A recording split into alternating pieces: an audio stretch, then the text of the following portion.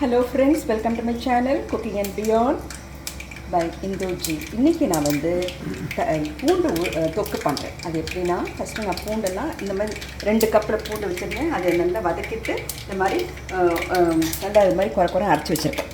இப்போ வந்து அதை ஆறின பிறகு அரைச்சிட்டேன். அதுக்கப்புறம் நல்லெண்ணெய் போட்டு கடுகு போட்டிருக்கேன். கொஞ்சோண்டு வெந்தயம் போடுங்க. வெந்தயம் கொஞ்சம் உளுத்தம்பருப்பை கொஞ்சம் போடலாம். நம்ம இப்போ தாளிக்கிற மாதிரி பண்ணிவிடுங்க. அதுக்கப்புறமா கருவேப்பிலையும் போட்டுடுங்க. நல்லா தாளிச்ச பிறகு இப்போ நீங்கள் இந்த பெருங்காயம் போட்டுடுங்க. அப்புறமா பூண்டை ஒன்று பதியாக தூக்கி நல்லா வதக்கி நல்லா ஒன்று பதியாக அரைச்சி வச்சுக்கணும். தெரியுதா உங்களுக்கு? இதை வந்து இதில் போடணும். நல்லா இருக்காது, இது போட்டுடுங்க. சரி, 2 கப்பு பூண்டுக்கு இவ்வளோ தான் வருது அரைச்சனா.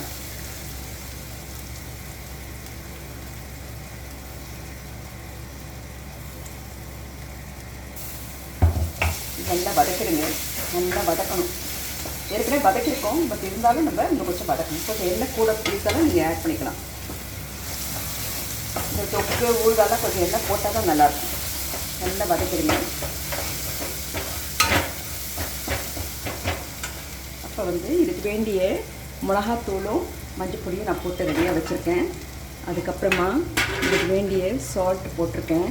இதெல்லாம் பாருங்கள். இதெல்லாம் நல்லா கலந்து வச்சுருக்கேன். நல்லா கலந்துட்டு நல்லா பரட்டி விட்டுட்டு இதுக்கு வேண்டிய புளியை கரைச்சி வச்சுருக்கேன். இந்த மாதிரி கொஞ்சம் போட்டுக்கணும். கொஞ்சம் புளி போட்டால் தான் நல்லா இருக்கும். ஏன்னா ரொம்ப காரமாக இருக்கும். ஸோ உங்களுக்கு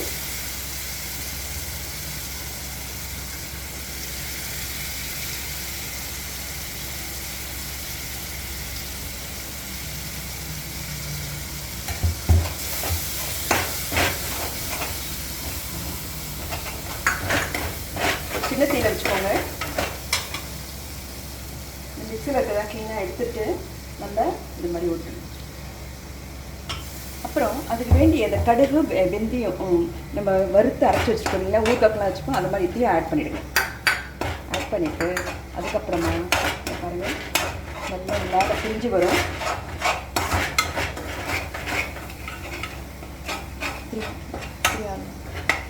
இந்த பாருங்கள் நல்லா வதங்கி மேலே வறுத்து பாருங்க. அப்போ வந்து கடைசியில் நம்ம என்ன பண்ணணும்னா கொஞ்சோண்டு வெல்லம் போட்டிங்கன்னா சூப்பராக இருக்கும் டேஸ்ட். இதுதான் பூண்டோட தொக்கு. இது நம்ம எல்லாத்துக்கும் சைட் டிஷ்ஷாக வச்சுக்கலாம். சாதத்துக்கு பசங்க போட்டுக்கலாம். பாருங்கள், இது